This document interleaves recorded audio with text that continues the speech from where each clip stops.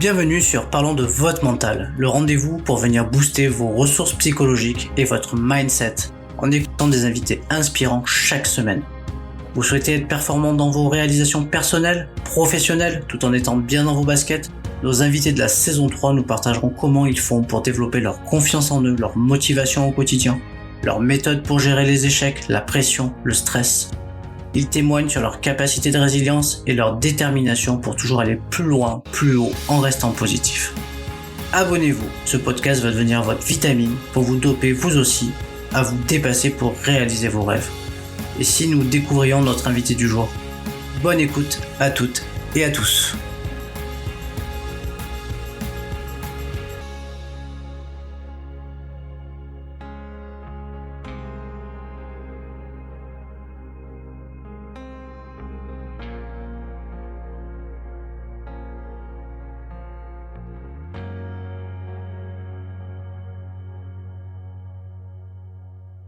Bienvenue à toutes et à tous pour un nouvel épisode de Parlons de votre mental. On est dans la saison 3, donc c'est l'épisode 18 et cet épisode sera consacré à un Toulousain, spécialiste en marketing B2B, et je suis très très content de pouvoir accueillir Moni Chim sur un épisode. Salut Moni. Salut Sébastien, ça va? Oui, ça va. Rassure-moi, c'est Moni Chim, ok, je ne me suis pas trompé. C'est ça, Moni Chim, exactement, c'est parfait. Ok, bon, parfait. Je ne me suis pas trompé de prénom. Le prénom, c'est Chim? Moni. Moni, ok. C'est ça. Et ouais, je suis pas habitué. Du coup, ça veut dire quelque chose, ton prénom? Alors justement, mon prénom Moni, ça veut dire brillant en sanskrit. Ok, ben voilà. T'es brillant Voilà. en marketing. On essaye. Ok. Alors, est-ce que tu pourrais te présenter un petit peu? Parce que voilà, le marketing, c'est large, mais je pense que tu dois avoir des spécialités bien précises. Bien sûr, avec plaisir. Je suis consultant en marketing B2B, donc je travaille exclusivement avec les entreprises B2B. Je suis aussi membre du collectif de freelance James Inbound et hôte du podcast Marketing B2B parce que je suis vraiment passionné par cette thématique. Et mon boulot, essentiellement, c'est d'aider les entreprises B2B à augmenter leurs revenus via une stratégie publicitaire sur plusieurs canaux, dont notamment la publicité LinkedIn, la publicité Google et la publicité Facebook. C'est ça que je fais. Ok, bon, ben c'est top. C'est top, top, top. Après, le B2B, c'est quand même quelque chose qui est dans l'air du temps. On est beaucoup, je trouve qu'on revient beaucoup dans le système, il y a très très longtemps, tu sais, le système du troc. Système du troc. Ouais, tu sais, on fait un peu du troc quand on fait du B2B. On peut échanger des services contre un autre service, tu vois. Ça peut arriver. Ça Ouais. peut arriver. Et des fois, ça peut avoir du coup une influence qui peut être directement sur deux marques qui ont collaboré l'une avec l'autre. C'est vrai, on peut faire des trocs de service, on peut faire des trocs de visibilité avec, par exemple, le marketing, co-marketing, de l'apport d'affaires, etc. Oui, Ouais, tout à fait. tout est possible, mais c'est souvent, on pense tout de suite à visibilité, donc du coup publicité, mais très souvent, on va pas trop vers ces canaux-là, c'est-à-dire de soutien d'une marque envers une autre, parce que du coup, chaque marque a une communauté et chaque du coup communauté peut mettre finalement comment dire de la visibilité sur une marque qu'elle va trouver intéressante et qui peut être on va dire partenaire, mais peut parfois aussi complémentaire de ce qu'elle fait. Mm-hmm. Ouais, je sais pas pourquoi je pense ça. Je pense au tennis, tu vois. Très souvent au tennis, t'as des joueurs de tennis. Bon, pour moi, le joueur c'est le produit finalement. Les marques placent leur marque sur certains joueurs parce qu'ils ont de la visibilité. Mais ils peuvent avoir une marque spécifique de raquettes, mais une marque spécifique de textile ou de chaussures. Donc finalement, ces marques-là, finalement, elles contribuent toutes les deux ou toutes les trois à une même visibilité parce que au final, c'est le joueur qui par ses résultats et sa médiatisation fait que tout le monde voit ces trois produits-là ou ces deux produits. Mm-hmm. Donc c'est intéressant aussi de faire ça, quoi. De la même manière que nous, on a deux podcasts finalement et qui sont pas du tout dans la même thématique. Mais finalement, aujourd'hui, on aura finalement nos deux communautés qui se rejoignent en fait finalement. C'est ça, croisement d'audience, exactement. Voilà, donc c'est intéressant. On va commencer pour te connaître un petit peu mieux par le traditionnel portrait chinois et puis couplé avec un peu du questionnaire de Proust pour voilà, apprendre un petit peu à te connaître. Et puis après, on prendra le temps de revenir un petit peu sur ton parcours. Et ensuite, on abordera un peu la thématique du podcast qui est de parler de ton mental d'entrepreneur et plus spécifiquement, du coup, dans ton domaine qui est le marketing B2B. Et puis, sur d'autres choses que tu pourras certainement nous apprendre. Alors, on commence par le portrait chinois, c'était OK? Allez, on y va. Allez, c'est parti. Si tu devais être une couleur, tu serais quelle couleur? Le bleu, parce que le bleu, pour moi, c'est la couleur du ciel et c'est la couleur de l'océan. Et pourquoi j'adore le ciel et pourquoi j'adore l'océan? Tout simplement, c'est la nature, c'est l'infini, c'est le renouvellement, c'est le beau. Ouais, le bleu. Moi, le bleu, c'est une couleur que j'aime beaucoup parce que c'est la couleur de la mer et moi, je suis originaire de Côte d'Azur et du coup, souvent le bleu, ça me rappelle un peu l'océan, la mer, la Méditerranée aussi. Si tu devais choisir un moment de la journée, tu choisirais lequel?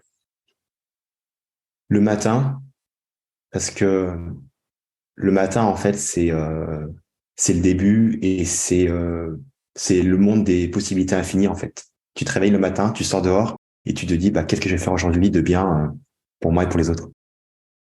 Ah ouais. Et alors, qu'est-ce que tu as fait de bien aujourd'hui?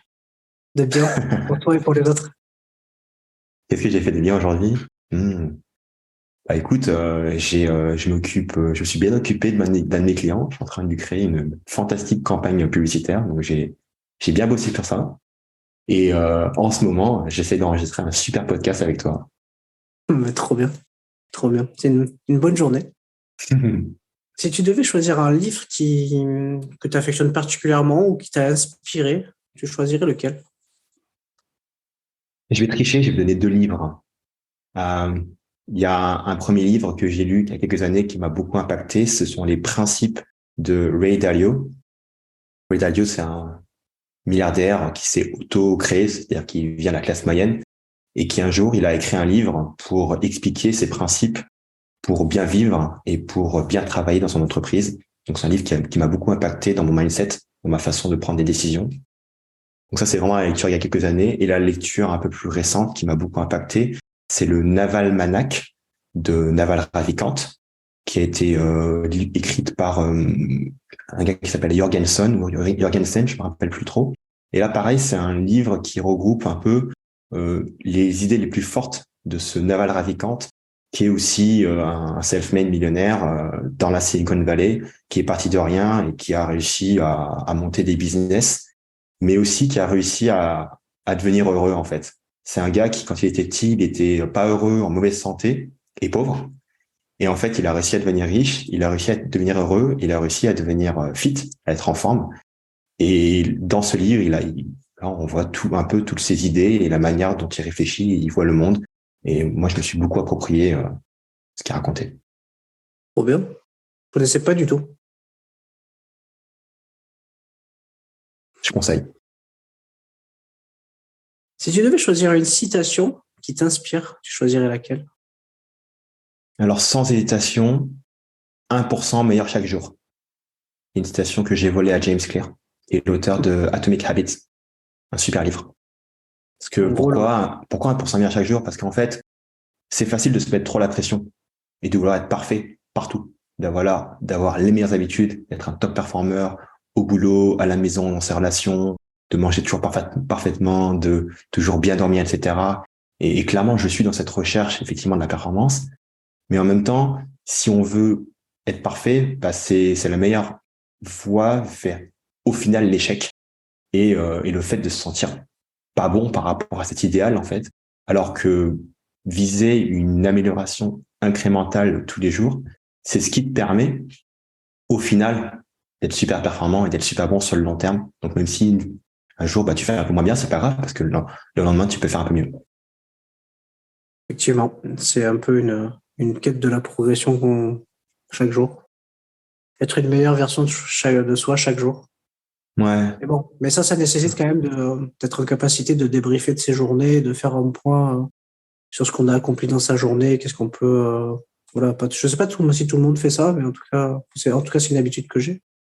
Mais enfin voilà, pour progresser, il faut aussi se remettre un petit peu en question et aussi regarder qu'est-ce qu'on a fait de bien. Comme tu disais, qu'est-ce que j'ai fait de bien dans ma journée, qu'est-ce que j'ai apporté au monde aujourd'hui, ou à Ouais. quelqu'un, ou à moi-même, tout simplement. Et qu'est-ce que je pourrais faire de mieux aussi? Oui, ouais, c'est sûr. Par rapport à ce qu'on a réalisé, ouais, c'est sûr, c'est sûr. Tu devais nous citer ta principale qualité, ça serait laquelle? Moi, je pense que ma principale qualité, c'est ma détermination. En tout cas, c'est ce que la plupart des gens disent à mon sujet. Ok. De toute façon, c'est une qualité qui ressort souvent voilà, la détermination, la persévérance, le fait de croire en soi et dans ce qu'on a envie d'accomplir. C'est quand même souvent les clés du succès. Après, comme souvent je dis, la seule chose sur laquelle on n'a pas la main, c'est sur la temporalité que ça va prendre. C'est exactement ça. Si tu devais nous donner ton principal trait de caractère, ça serait lequel? Moi, je pense que je suis généreux comme garçon. J'aime bien donner, en fait. Que ça soit donner à mes clients, donner à ma famille, à mes amis, donner à mon audience. Donner un maximum. Pas donner pour recevoir. Clairement, quand on donne beaucoup, on reçoit beaucoup. Mais je trouve que c'est cool de donner, ça fait du bien. Et je pense que si tout le monde donne, ça crée un meilleur monde, en fait. T'as raison, on est un peu sur le même mantra finalement. Mais c'est vrai que donner, ouais, c'est sûr que donner sans forcément attendre en retour, mais donner parce qu'on a envie de donner, c'est vrai que chaque jour, en tout cas, c'est gratifiant parce que finalement, on aide des gens, c'est chouette, c'est chouette.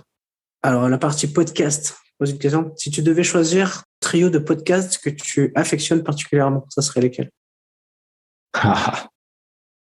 Question difficile. Donc, il y a le podcast de Naval. Naval, notamment, il a fait un épisode de 3 heures qui s'appelle How to get rich without getting lucky. Donc, comment devenir riche sans être chanceux. Donc, super épisode. Il y a le podcast Impact Theory de Tom Bilieu, qui est super cool. Il interviewe des top performers dans plein de catégories. Et le troisième podcast que j'aime bien, c'est Joe Rogan. Généralement, c'est pas très intéressant, mais des fois, c'est très intéressant. Il interviewe des gens super cool. Ok, je connaissais aucun des trois. Bah écoute, on ira écouter ça. Ça commence à faire beaucoup de podcasts à écouter finalement. C'est ça le problème. Mais du coup, ouais, mais après, quand on commence, on devient un peu addict aussi quand même. Hein. Je suis C'est d'accord. ouais, c'est super intéressant de pouvoir écouter quelque chose tout en faisant même finalement autre chose. Et je trouve que Ouais. c'est assez intéressant. Mm. Et finalement, écouter, on s'imprègne un peu des mots qui sont en tout cas qui sont évoqués dans les podcasts, je trouve. Et puis parfois on aurait tendance, moi tu vois par exemple quand on fait un podcast, j'ai tendance à les réécouter puisqu'il faut que je gère le son et tout ça. Et forcément on réécoute ce qu'on s'est dit, tout ça. Et des fois ça fait réfléchir et c'est intéressant, très intéressant. Tu dis J'adore aussi. ça amène à la réflexion et puis à la progression. Tout à Alors fait. je sais que tu travailles sur plusieurs canaux par rapport aux réseaux sociaux. Si tu devais en choisir un, lequel choisirais-tu et pourquoi? Mm. Mon réseau social favori, c'est LinkedIn. Pourquoi c'est mon réseau favori? Parce que c'est là que je vais trouver l'information la plus pertinente dans mon métier. J'ai les meilleurs marketeurs B2B du monde qui postent tous les jours sur LinkedIn. Donc moi, tous les jours, je vais avec mon seau et je vais aller récupérer, je vais aller voler quelques idées pour les mettre dans ma petite tête, pour les mélanger et puis après pour en faire des étincelles. Donc et Bon. aussi, LinkedIn, ça permet de créer du contenu, de toucher des gens, de faire du réseau, de faire des rencontres. Je me suis fait plein de super amis, de collaborateurs, de clients aussi, grâce à LinkedIn. Donc c'est vraiment mon réseau préféré. Ok. T'es un peu un druide du marketing B2B et tu vas consulter les autres druides. C'est un peu ça, quoi. Pour préparer C'est un peu ça. la meilleure potion magique pour tes. Mais c'est ça, c'est vraiment un échange en fait. Moi, je vois pas les concurrents comme des concurrents au sens c'est mes ennemis. Pour moi, c'est des gens avec qui j'aime bien échanger, j'aime bien leur apporter mes recettes parce que moi j'aime bien voir leurs recettes aussi. On on s'apporte en fait nos savoir-faire, on s'apporte nos tactiques, on s'apporte nos retours d'expérience. Ah, j'ai essayé ça comme campagne. Est-ce que tu as essayé ça? Est-ce que tu as essayé ça comme type de façon d'écrire la publicité, etc. Des fois, on peut s'envoyer des clients, etc. Donc, je pense qu'on peut vraiment faire du win-win sur LinkedIn. Ah bah oui, de toute manière, c'est un peu le principe, hein. De toute manière, je crois que quand on maîtrise une recette et qu'on la partage avec quelqu'un qui nous donne la sienne, c'est toujours intéressant, quoi. Je veux dire, si toi tu fais l'entrée et que tu as quelqu'un d'autre qui fait le dessert et un autre qui fait le plat du jour, bah finalement, ça fait un bon repas à la fin. C'est sûr. Allez, ta ville préférée, est-ce que c'est Toulouse ou pas forcément? Non, ma ville préférée, c'est Lisbonne, au Portugal. Ah, ok. C'est une Et ville extraordinaire. du coup, c'est une ville où tu passes du temps?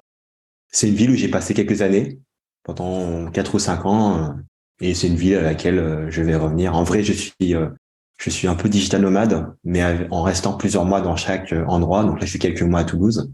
Mais après, évidemment, je repartirai à Lisbonne et j'irai aussi à la rencontre d'autres villes et d'autres pays. Ok. Et du coup, quelle ville tu affectionnes le plus quand t'es digital nomade? Où t'aimes aller? Justement, c'est à chaque fois à Lisbonne que je reviens le plus souvent, en fait. Parce que c'est là que j'ai vraiment un réseau de potes qui est super. Et à chaque fois là-bas, je fais des rencontres extra. Et ce qui est cool avec Lisbonne, c'est que c'est une ville qui est hyper dynamique par rapport à la qualité des gens, par rapport au brassage multiculturel. Et en même temps, c'est pas une ville trop grosse comme Paris ou comme Londres. Donc du coup, on a vraiment ce bon mix entre l'effet village, petit village, mais aussi l'effet entre guillemets grande ville. Ok. Ok. Ah, c'est bon à savoir. C'est bon à savoir. Mais je crois il y a souvent des événements en lien avec le marketing à Lisbonne. Ouais, il y a le Web Summit Oui. que j'avais fait, mais il paraît que c'est trop peu. Ok, ben à faire, hein. À faire. À tester, ouais. Ok, ben écoute, merci Mouni pour ce petit portrait chinois. On va revenir un petit peu sur ton parcours. Tu peux nous parler un petit peu de comment on fait pour devenir marketeur B2B? Marketeur? Ouais. Ouais, je vais expliquer un peu mon parcours. Bah, en fait, moi, j'étais un gamin qui avait, au final, pas tant d'imagination que ça. J'avais des rêves, mais je savais pas trop quoi faire comme boulot. Donc, comme j'étais bon en maths, bah, j'ai fait prépa, voilà, prépa scientifique. Après, je suis parti en école d'ingé, et puis après, j'ai fait ingénieur. Donc, j'ai suivi un peu une sorte de voie toute tracée sans forcément trop réfléchir. Et je me suis rendu compte assez rapidement que que je me sentais pas très bien dans cet environnement-là, que je me sentais pas à ma place, en fait, dans le métier d'ingénieur. Euh, pour moi, c'est un environnement trop statique par rapport à l'aspect technologique. Moi, j'étais ingénieur mécanique, donc c'est un secteur qui évolue pas beaucoup, en fait. Alors que moi, j'ai vraiment besoin que ça bouge vite. Et aussi, c'était très technique comme boulot, alors que moi, j'aime bien la communication, j'aime bien parler aux gens, j'aime bien vendre des trucs. Et donc, du coup, un jour, je me suis dit, non, mais il faut que tu arrêtes de faire ça. Et c'est là, en fait, que j'ai commencé à me passionner pour le marketing, en fait. Et du coup, ce que j'ai fait, c'est très simple, hein. J'ai commencé à me former au marketing un peu en parallèle de mon boulot. J'ai quitté mon boulot. Et puis, après avoir quitté mon boulot, bah, en fait, je me suis lancé dans des side projects liés au marketing. Donc, j'ai lancé un blog sur le développement personnel. Je me suis mis à faire un peu de freelance pour, euh, pour aider des gens des entreprises plutôt sur leur marketing. J'ai bossé aussi en tant que volontaire pour une startup. Je les ai aidés un peu sur leur marketing. Puis après, d'ailleurs, j'ai intégré une agence digitale lyonnaise en tant que stagiaire qui ensuite m'a proposé un CDI. Donc, j'ai passé, un an et demi chez eux en CDI à, à mettre en place plein de choses. Du coup, c'était génial parce que c'était un boulot dans lequel j'étais payé. En même temps, j'apprenais énormément. Je m'éclatais avec une super équipe. Donc, c'était super cool. Et ce qui s'est passé, c'est qu'il y a 5 ans, je me suis dit, waouh, en fait, maintenant, j'ai envie d'être à mon compte, j'ai envie de voyager, j'ai envie d'être digital nomade avec mon propre business. C'est là que je me suis lancé, en fait, en tant que consultant indépendant. Et depuis, c'est la grande aventure.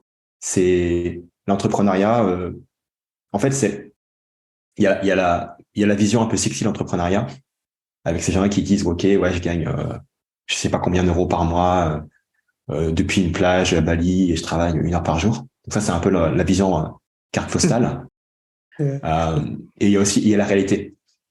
Et en fait, dans la réalité, il y a des moments cool, il y a des moments où tu gagnes énormément, il y a des moments où tu as plein de clients, il y a des moments où c'est génial, et aussi des moments où tu galères.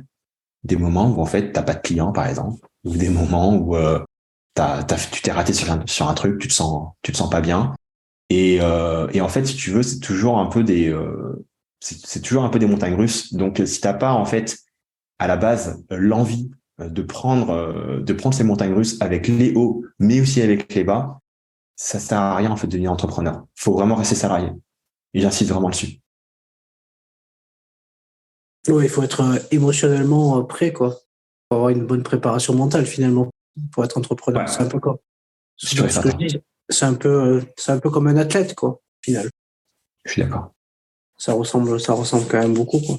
Préparer une compète, il y a de la concurrence, Oui, tu travailles beaucoup, mais tu sais pas si le résultat, il sera là à la fin. Enfin, voilà, c'est on est un peu dans la même logique, quoi.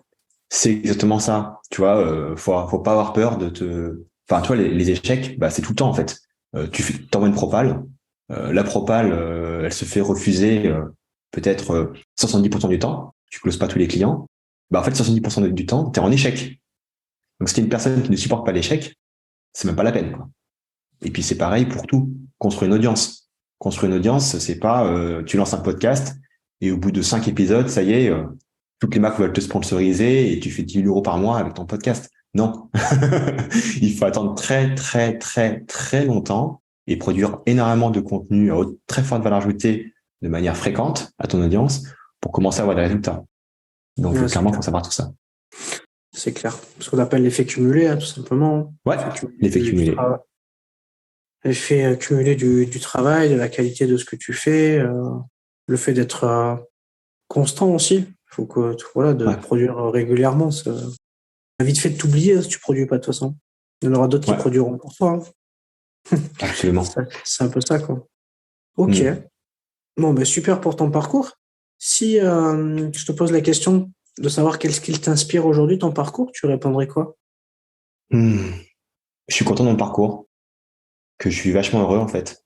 Et je peux pas imaginer une autre vie que la vie entrepreneur. Parce que dans cette vie, même si c'est pas facile, même s'il y a des hauts, des bas, je me sens, je me sens maître de mon parcours, en fait. Je me sens maître, je suis dans le cockpit. C'est moi qui décide. C'est moi qui mets en place des choses.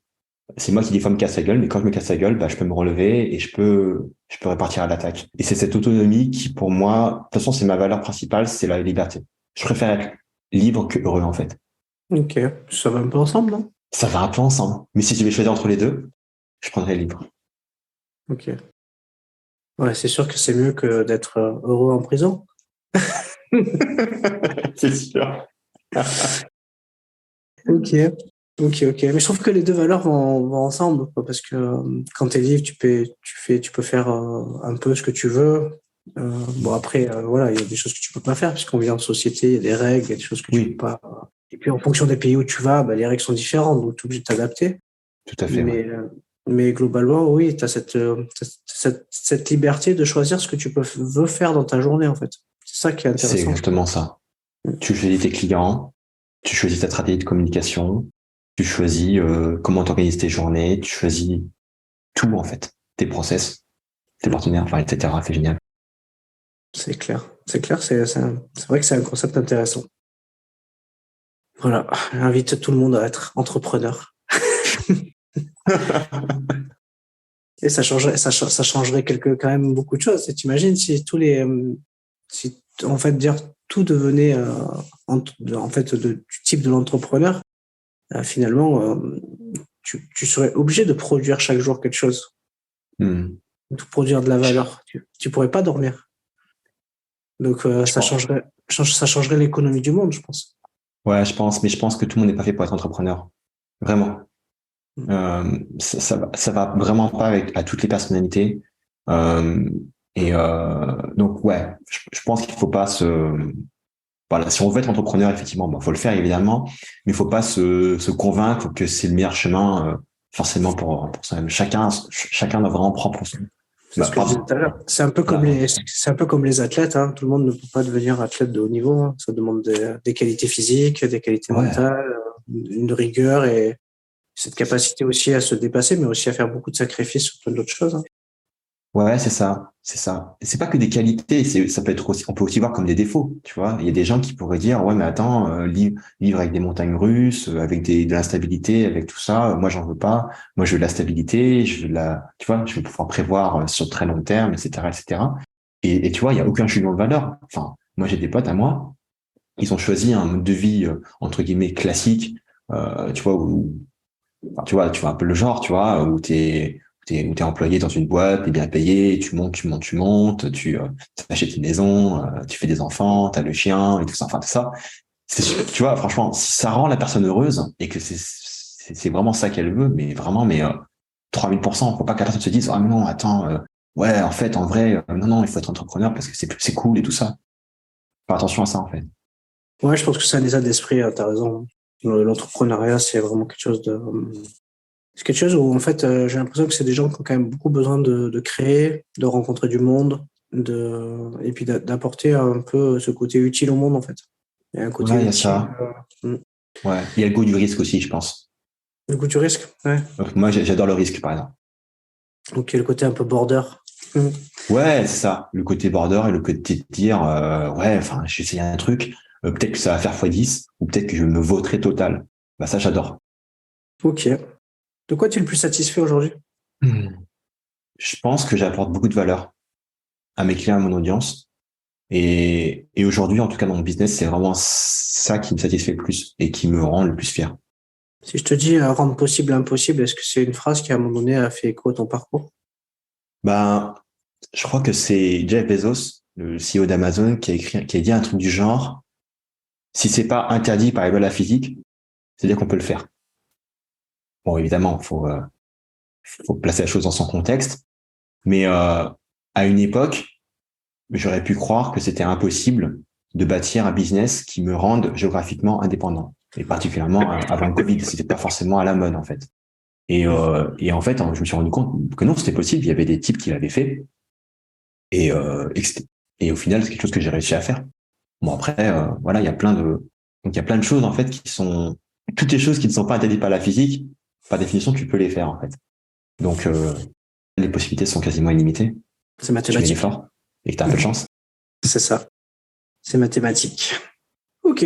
On va parler un peu plus du coup, on va parler un peu de ton parcours. C'était super intéressant d'échanger là-dessus avec toi. Du coup, on va aborder un peu la thématique du mental. La première chose que j'aime bien demander, c'est si tu devais définir le mot mental, comment tu le définirais, toi? Waouh. Définition clairement complexe. Mais je dirais que c'est pas mal de choses. La première composante, je dirais que c'est un ensemble de croyances que tu as, croyances sur toi, croyances sur les autres et croyances sur le monde. Donc, tu as tout un tas de croyances que tu empiles. Donc ça, je dirais que c'est la première composante, c'est toutes les croyances que tu as en fait. Et la deuxième composante, bah, ce sont les différentes forces mentales que tu peux avoir. Donc, les capacités en fait. Donc, discipline, focus, résilience. Ouais, pour moi, c'est les trois grandes forces. Ok. Et c'est les trois grandes forces que tu pourrais attribuer à quelqu'un, que tu pourrais définir comme une personne ayant un bon mental? La quatrième, ouais, j'ai vu une quatrième, c'est l'état d'esprit de croissance ou growth mindset de Carol Dweck. Donc, cet état d'esprit, en fait, c'est un état d'esprit dans lequel tu vois tout challenge, non pas comme quelque chose qui menace ton identité. C'est, par exemple, t'as échoué dans quelque chose, c'est-à-dire que t'es une merde. Le contraire. Si t'as échoué dans ça, c'est le monde qui te dit que tu dois t'améliorer dans ça, ou que tu peux t'améliorer dans ça. Et pour moi, le growth mindset, je dirais que c'est peut-être le mindset le plus important pour les gens qui veulent s'améliorer. Parce qu'en fait, c'est un mindset qui te dit que tu peux relever virtuellement tout challenge si tu acceptes de développer la capacité associée. J'aime bien ce terme, growth mindset. J'aime bien parce que finalement, dans le growth, il y a beaucoup de d'A/B testing, de recherche, d'essayer de trouver la meilleure option possible pour faire le meilleur résultat.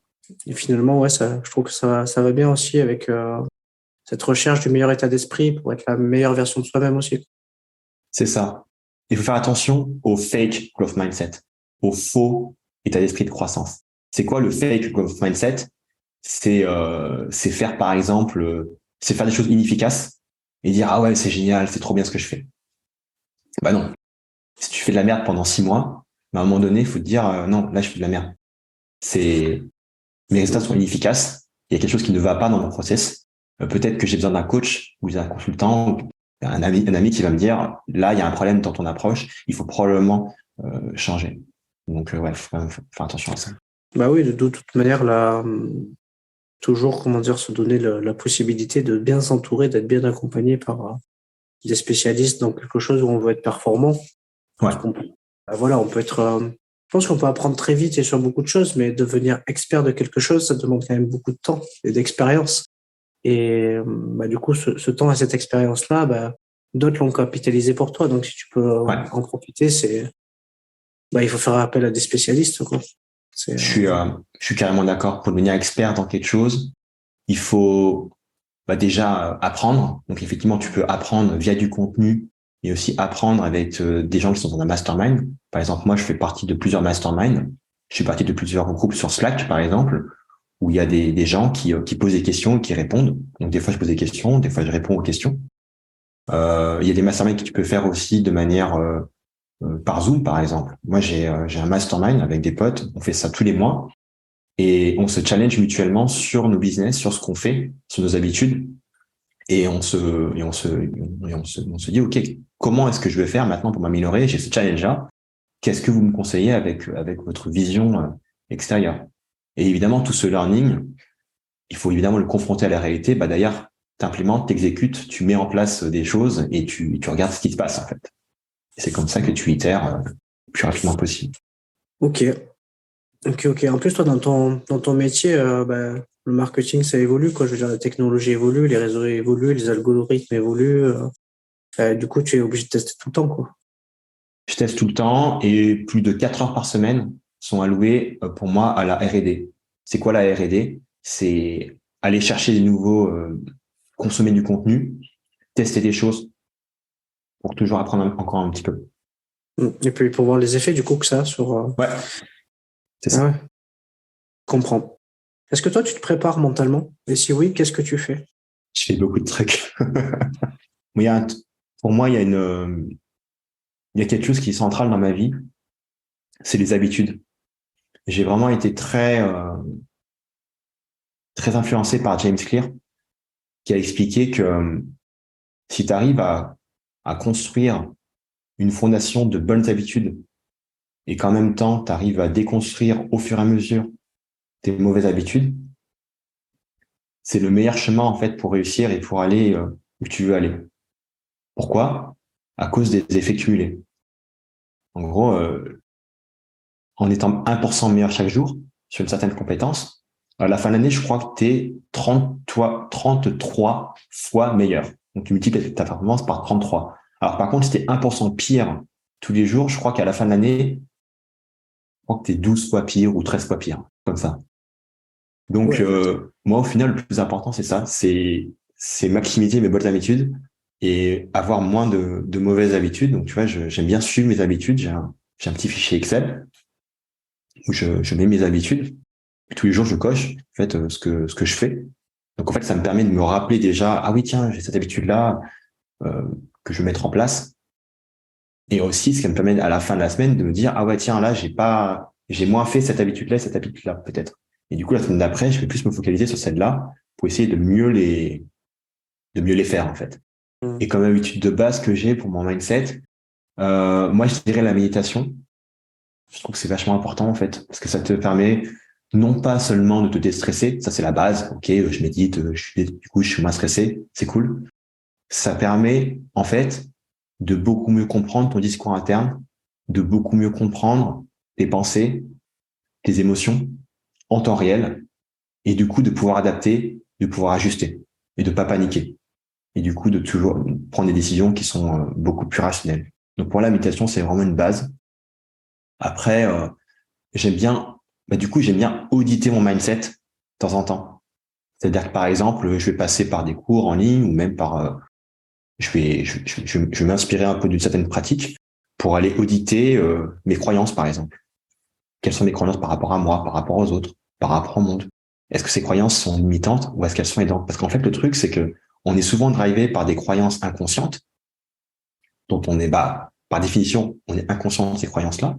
Et ce qui se passe, c'est que quand on est confronté à des choses dans la réalité, et ben si cette chose-là, elle va rentrer en collision avec des croyances qu'on a, ça va engendrer une réponse émotionnelle très forte qui va nous faire quelque chose d'un peu débile. Et le problème, c'est que tant qu'on n'a pas rendu ces croyances inconscientes ou conscientes, on va continuer à être drivé par ça. Je crois que Carl Jung a dit, tant qu'on ne rend pas l'inconscient conscient, on va continuer on va continuer à faire, on va continuer en fait à aller dans une certaine direction et on va appeler ça le destin.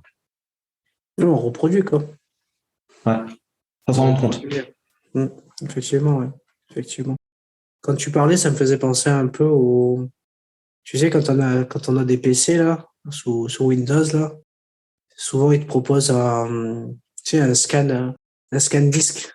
Ouais. Ça me faisait penser un peu à ça, finalement. C'est bien de faire un peu de temps en temps son scan disque cérébral pour remettre. Mais ça me faisait pas, je sais pas pourquoi ça me faisait penser à ça, sûrement parce que je l'ai fait hier sur le. Mais c'est une bonne image, ouais. Et le truc, c'est que ça, tu peux pas c'est très dur de le faire en temps réel, dans ta vie quotidienne, en fait. Parce que ça nécessite vraiment de te distancier, de prendre du temps pour toi, de faire cet exercice qui émotionnellement est très difficile. Donc, clairement, si c'est un truc que tu fais pas de façon fréquente, je crois que moi, ça explique pourquoi certains, ils font des crises, en fait. Tu sais, crise de la trentaine, crise de la quarantaine, etc. Moi, ma théorie, c'est que ils ont peut-être pas assez fait d'introspection. Donc, pendant 10, 20, 30, 40 ans, ils sont allés dans une direction bien en tête, sans jamais introspecter. Et un jour, ils se sont dit, ouah, ça va pas du tout, du tout, du tout. Et voilà, je suis pas du tout allé dans la bonne direction. Et là, ça éclate complètement. Et c'est un carnage. Alors qu'au final, si tu fais, au lieu d'avoir une énorme crise où tu détruis tout, toutes les semaines, ou tous les mois, ou tous les 3 mois, ou tous les ans, je sais pas, tu fais ta fréquence, tu vas vraiment faire cet audit-là, tu le fais toi-même, tu le fais avec un thérapeute, tu le fais avec un coach, voilà, tu fais des modalités, et au moins ça te permet, en fait, de t'update de manière plus fréquente. Ouais, c'est clair, t'as complètement raison. Mais après, il faut avoir aussi cette prise de conscience de faire ce travail aussi. Parce que finalement, souvent, qui sont peut-être dans le guidon, finalement, comme tu dis, ils prennent pas de temps pour eux, ils donnent. Ouais. Mais finalement, c'est un peu le temps qui s'impose à eux parce qu'on leur prend le temps pour qu'ils soient productifs à des choses qui finalement n'ont peut-être pas forcément du sens pour eux parce qu'ils n'ont pas réfléchi. Et quand ils se rendent compte que finalement ça n'a pas de sens pour eux, ils ont finalement donné beaucoup de temps à des choses qui n'avaient pas de sens et finalement ils se sont pas donné du temps à eux pour réfléchir sur les choses qui pourraient avoir du sens pour eux. Donc au final, c'est important peut-être dès le départ de réfléchir à qu'est-ce qui fait sens pour nous en termes de valeur et d'envie d'apporter, en tout cas par rapport à quelque chose qu'on aime, quelque chose au monde ou aux gens. C'est ça. Parce que je pense que tout le monde a des valeurs bien spécifiques, quoi. Il y en a qui sont bons dans tel domaine, il y en a qui sont bons dans d'autres domaines. Mais je pense que si on réfléchit bien au domaine dans lequel on veut, en tout cas, apporter sa pierre à l'édifice, c'est important tout de suite, ça va changer la donne. Après, on peut évoluer en cours de route. Et si on introspecte, on peut se dire, j'aime bien ce domaine-là dans ma branche. Parce que par exemple, si je prends ta branche à toi, dans le marketing, il y a plein de choses qui peuvent être totalement différentes. Avant, il y avait un marketing qui était complètement classique. Le digital n'existait pas forcément. Donc, après, le digital est arrivé. Donc, forcément, ceux qui faisaient du marketing, ils ont dû finalement reprendre un peu se former aux nouveaux réseaux sociaux, évoluer, tout ça. Donc, on se rend compte que finalement, tu peux partir d'un truc, mais petit à petit, en progressant, tu vas t'ouvrir d'autres branches du marketing qui peuvent éventuellement t'inspirer et où tu vas pouvoir devenir un expert et apporter une autre vision aussi, parce que tu as plein d'expériences du point de départ. C'est carrément ça. Tu peux laisser faire ta curiosité et au final, ce qui va faire que tu vas devenir le meilleur dans ce que tu fais, c'est de suivre ta curiosité, en fait. Que si tu arrives à faire les choses passionne vraiment, que tu kiffes vraiment, bah, en fait, tu vas aller plus en profondeur que les autres au final. Tu vas pouvoir aller plus loin, en fait, si tu aimes vraiment ça, en fait. Ce sera pas vraiment du travail. Pour moi, le marketing B2B, c'est pas du travail, c'est du kiff, quoi. Moi, ça m'éclate, en fait. Ça m'éclate d'analyser les pubs des concurrents, de voir les nouvelles pratiques, de tester des choses. Et du coup, bah, forcément, c'est sûr que ça fait des meilleurs résultats. Et en plus, ça te rend plus heureux. Ça fait que le travail devient quelque chose de fun, quoi. Ouais, je crois que tu as mis le mot sur le mot, hein, c'est être curieux, en fait, simplement.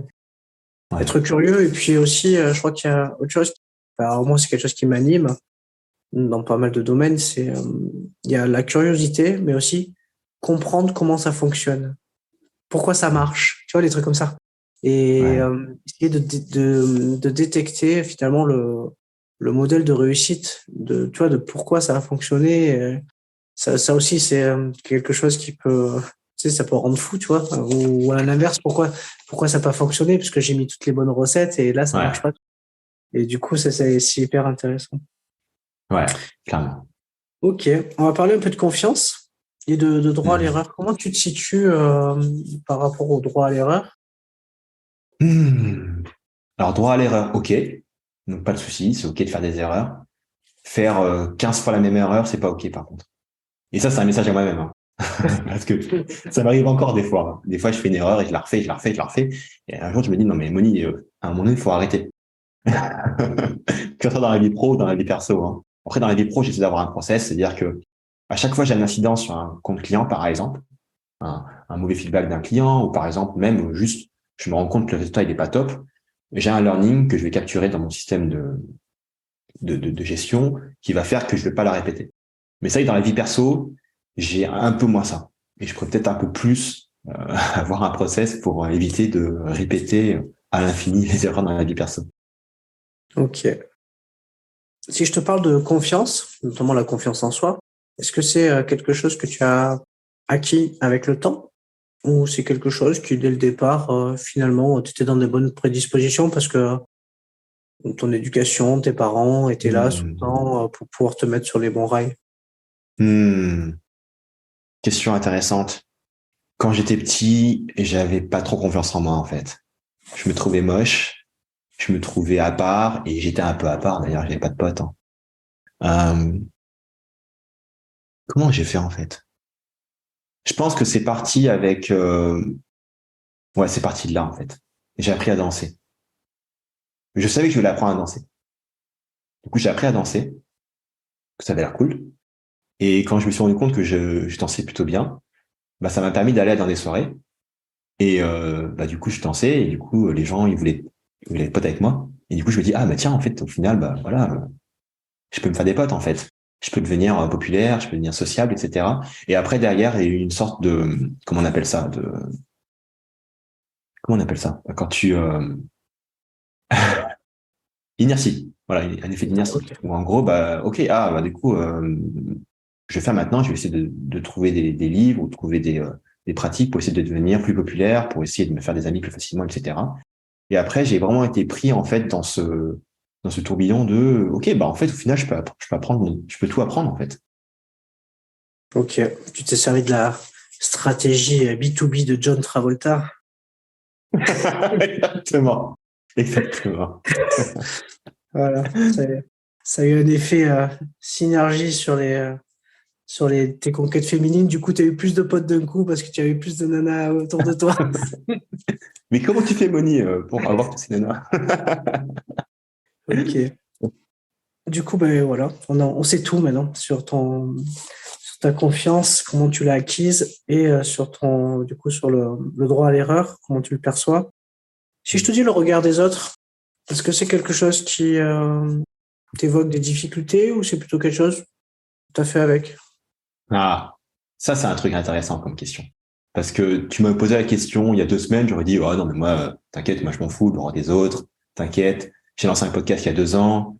J'écris des podcasts tous les jours sur LinkedIn depuis, tous les jours, très souvent sur LinkedIn depuis plus d'un an. C'est pas un problème pour moi. Et tu sais, c'est quoi? J'ai fait introspection pas plus tard que ce week-end. Et ce qui est ressorti notamment de cette introspection-là, c'était que j'avais peur d'écrire certains types de contenus sur LinkedIn qui me mettraient un peu plus à nu par rapport à mon audience. C'est-à-dire que moi, je suis très à l'aise pour écrire des posts hyper tactiques, hyper techniques sur marketing B2B, mais j'ai pas vraiment écrit des posts dans lesquels j'expliquais par exemple ma façon de travailler, dans lesquels j'expliquais un peu les coulisses, un peu de mon business, de ce que je voulais faire et de ce que j'avais fait. Et en fait, si tu veux, parce qu'il s'est passé, je me suis vraiment rendu compte que j'avais cette peur viscérale de le faire, et que cette peur, très certainement, elle vient un peu de mes traumas pendant l'enfance. Et le fait, en fait, si tu veux, de la faire sortir, ça a été très puissant. Et du coup, ça m'a fait que je me suis engagé, là, clairement, dans les prochains jours, je vais sortir de ce genre de poste. Ok. Parle un peu plus de toi, mais d'une manière différente. Où je parle plus de moi, bon, voilà, évidemment, en rendant ça intéressant au maximum et pertinent pour l'audience. Donc, ouais, c'est marrant comme des fois, en fait, tu peux te dire, ouais, mais ça c'est bon, ce trait de caractère, ou cette croyance limitante, c'est bon, c'est géré, etc. Alors qu'en fait, non, c'est pas géré. T'as encore quelque chose dans lequel t'es pas en quête, t'as quelque chose qui te limite, mais tu t'en rends même pas compte. C'est ça qui est ouf. Tu te rends même pas compte de cette croyance limitante. Et en fait, t'as le frein à main qui est activé depuis le début et tu continues à bourriner et de ce côté-là, en fait, c'est plus difficile. Tu t'en rends pas compte. Donc, le moment où tu t'en rends compte, c'est là que c'est magique. Ouais, non, c'est clair. Du coup, j'ai le titre de ta prochaine publi. Comment associer marketing B2B et apprendre à danser avec John Travolta. Voilà. À toi d'écrire maintenant. Ça va être drôle, ouais. Après, si tu regardes dans la danse, il y a de l'improvisation, il y a de la recherche, mais il y a aussi... Enfin voilà, c'est du travail. Mais il y a beaucoup de création. Ah, c'est beaucoup de travail, effectivement. Ouais. Création, c'est très artistique, c'est très... ils sont très perfectionnistes en général. Et je te dis ça parce que c'est une de mes prochains objectifs, c'est d'aller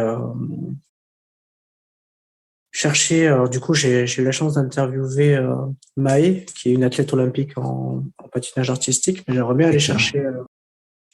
aller interviewer un homme et une femme, mais qui sont, danseurs et danseuses professionnelles à l'opéra, par exemple. Ah, d'accord. Tu vois, je trouve que c'est intéressant parce qu'il y a quand même beaucoup de rigueur, beaucoup de travail, ah, oui. beaucoup d'exigences. Et donc, c'est intéressant. Ok, alors on va parler de ta motivation. Alors, c'est quoi tes ressources pour être motivé au quotidien? Après, tu as le droit de ne pas être motivé au quotidien, bien évidemment. Mais comment tu fais pour te booster quand tu as besoin de l'être? Ouais. Bonne question. Il y a plusieurs couches, en fait. Je pense que si tu utilises que la motivation, à un moment donné, ça va pas le faire. Ça va être trop compliqué, en fait. Donc déjà, la première chose, c'est retirer les freins. Donc ça, c'est ce qu'on a dit par rapport aux croyances limitantes. Mais je dirais une deuxième chose, c'est mettre en place des systèmes. Par exemple, je vais dire un truc tout bête. Moi, en fait, avant, j'étais accro aux réseaux sociaux. Par exemple, Facebook, Instagram, même les applications de rencontres, etc. J'étais accro, j'adorais ça. Donc, j'y allais tout le temps. Et en fait, j'aurais pu utiliser la motivation seule pour m'en débarrasser. Donc, très bien, j'aurais pu m'en débarrasser en partie. Mais ce que j'ai fait, j'ai rajouté une surcouche. J'ai utilisé une application, tout simplement pour bloquer ces applications. En fait, ce qui se passe, c'est que le truc, c'est que le Moni à 8 heures du matin, il est souvent beaucoup plus intelligent et rationnel que le Moni à 20 heures quand il est fatigué. Et donc, ce qu'il peut faire, le Moni à 8 heures du matin, c'est qu'il peut se dire, OK, ce que je vais faire, c'est que pour le Moni de 20 heures, je vais bloquer en avance toutes ces applications-là. Comme ça, quand il aura la tentation d'y aller, il pourra pas. Il se dira, ah ouais, effectivement, j'ai de la friction, du coup, je vais pas y aller sur cette application. Donc, moi, je dirais mettre en place des systèmes, c'est super aidant. Un truc tout bête aussi. Le mobile, le téléphone portable, donc c'est quand même vachement addictif et c'est vachement distrayant. Bah, tout simplement, je le mets. Là, il est pas dans la pièce. Donc, je le mets dans la chambre, dans un placard, etc. Ce qui fait que du coup, bah, vu que je vois pas le téléphone, j'ai pas envie d'y aller, quoi, tout simplement. Donc, quand le travail devient difficile, parce que des fois, le travail devient difficile, donc le cerveau, il se dit, ah ouais, maintenant, il me faut la dopamine pas chère. Comment faire pour avoir la dopamine pas chère? Je vais sur Instagram. Bah, du coup, mon cerveau n'a pas cette idée-là parce qu'Instagram, il est tellement loin, en fait. Instagram, il est dans le téléphone qui est à l'autre bout de la pièce, en fait. Maintenant, qui est au l'autre bout de la maison. Donc, du coup, de mettre en place des systèmes pour vous amener, en fait, à prendre des meilleures décisions, moi, je trouve que c'est super aidant. Et enfin, derrière, bah, moi, je te dis, c'est vraiment les habitudes, au sens que je pense que plus tu as des bonnes habitudes de travail, moins tu as besoin de motivation. Par exemple, tu vois, j'ai une routine matinale, bon, vachement stricte. Effectivement, je pense que si je la raconte, les gens, ils vont dire, mais c'est horrible, comment il fait, ou pourquoi il fait ça. Mais du coup, moi, ça m'aide vachement. Le fait d'avoir une routine matinale, une routine du soir, bah, ça m'aide, en fait, à automatiquement aller faire la prochaine étape et aller faire, en fait, ce qui est le mieux pour moi, sans avoir besoin de me motiver, de dire, allez, vas-y, fais-le, tu sais que c'est bon pour toi, donc, let's go. Ok. Donc, Bon, voilà. on n'a pas assez dit ni trop dit. Du coup, c'est quoi ta routine là? Ça m'intéresse maintenant. Bah du coup, bon, on va commencer par la routine du soir. Donc, en gros, 2 heures avant, plus d'écran. Donc, tu vois, si je me couche à 23h30, à 21h30, plus d'écran. Et 1 heure avant, en fait, si tu veux, j'arrête toute activité. Donc, tu vois, là, enfin, je vais prendre ma douche, je vais méditer, je vais faire du yoga. Enfin, ça dépend, tu vois. Je fais des trucs vraiment pour. En fait, si tu veux, c'est quand tu vas te coucher. Ton cerveau, c'est comme un avion qui atterrit. Un avion qui atterrit, tu vois, ça fait des cercles. Ça fait des cercles, ça descend, et ça atterrit tout doucement. Si ton avion, en fait, il passe de 900 km/h à 0 km/h en 2 secondes, ça explose et tout le monde meurt, en fait. Et le truc, c'est qu'en fait, les gens, et moi y compris, hein, en fait, dans le passé, en tout cas, ce que je faisais, c'était, ok, c'est 23h30 ou minuit, boum, voilà, j'étais sur Facebook, bon, maintenant, je vais au lit. En fait, ton cerveau, il se crache complètement. Ce que tu as besoin, en fait, ce dont ton corps et ton cerveau a vraiment besoin pour bien dormir, et on sait très bien que le sommeil, c'est le pilier fondamental de la santé et de la performance, bah c'est d'avoir, en fait, c'est de te faire une petite piste d'atterrissage pendant 1 heure, et donc, du coup, pendant 1 heure, tu laisses à ton corps et à ton cerveau le temps de se relâcher, de se détendre, pour après bien dormir. Donc, du coup, ce que j'essaye, c'est toujours dormir un peu à la même heure. Tu vois, moi, je dors, en fait, moi, c'est très simple, je passe 9 heures dans le lit. Donc, je suis dans le lit entre 23h30 et 8h30. Donc, je dors environ 8 heures parce que temps passé dans le lit n'est pas la même chose que temps passé vraiment à dormir. Et du coup, à 8h30, je me réveille. Et ce que je fais, en fait, c'est que typiquement, je fais un truc, je fais un petit peu de sport, en fait. Genre, je fais tout simple, hein, je fais 5 pompes, 5, comment on appelle ça, 5 squats et 30 secondes de planche. Donc, c'est tout bête, hein, mais juste, ça permet, ça lance mon corps. Et derrière, je prends une douche froide. Donc là, j'en suis à 2 minutes de douche froide. Donc, soit je commence directement par le froid, mais bon, j'y vais doucement, hein. Je commence par les pieds, je fais un peu les jambes et je monte un petit peu. Soit je commence par le chaud et puis après, je bascule progressivement par le froid. Et en fait, si tu veux, le fait de commencer la journée par des choses difficiles, bah, ça fait que la journée est facile. Tu vois, il y a un mec dans le podcast Niferis, il a dit choix difficile, vie facile. Choix facile, vie difficile. Et j'aime bien, en fait, quand je prends ma douche froide, penser à ça, parce que je me dis, putain, c'est dur, cette douche froide. Fais chier. Mais je me dis, ok, mais en prenant cette douche froide qui est difficile, bah, au final, j'aurai une journée plus facile. Et en fait, c'est vrai, parce qu'après, tout coule de source. Donc après ma douche, bah, j'aime bien sortir dehors pendant 15 minutes. Qu'en fait, si tu veux, Andrew Huberman, il explique que le meilleur moyen, ou l'un des meilleurs moyens d'optimiser ton sommeil, c'est le matin de récupérer un maximum de lumière au niveau de ta peau et au niveau de tes yeux. Et pour capturer un maximum de lumière au niveau de ta peau et tes yeux, le meilleur moyen, bah, c'est de sortir dehors. Parce que si tu veux, le truc, c'est que le soleil, en fait, quand les rayons du soleil passent par les fenêtres, ils sont vachement filtrés. Donc, même si tu es à l'intérieur et qu'il y a beaucoup de soleil, tu récupères pas assez, en fait, de lumière. Donc, tu as besoin, en fait, d'avoir ce reset le matin. Donc, moi, je fais 15 minutes, tu vois, je sors le matin, sans technologie, donc sans téléphone. Donc, pas de podcast, hein, pas d'e-book. Juste, je marche. Et du coup, quand je rentre, bah, écoute, bah, voilà, je rentre, je me pose. je commence à bosser direct en fait. Et en gros, jusqu'à midi, j'ai pas de téléphone. Donc, si tu veux ça, le fait de faire ça, c'est une routine que j'ai mise au fur et à mesure. Hein. C'est pas d'un coup, je me suis dit, je vais faire tout ça d'un coup. J'ai mis quelques mois à la faire. J'ai rajouté une habitude au fur et à mesure. Enfin, j'ai rempli les habitudes l'une après les autres, en fait, l'une après l'autre. Et là, c'est ça qui fait que c'est très facile pour moi, au final, d'être performant le matin parce que, c'est juste quelque chose que je fais de manière automatique, en fait. Ok, c'est super intéressant.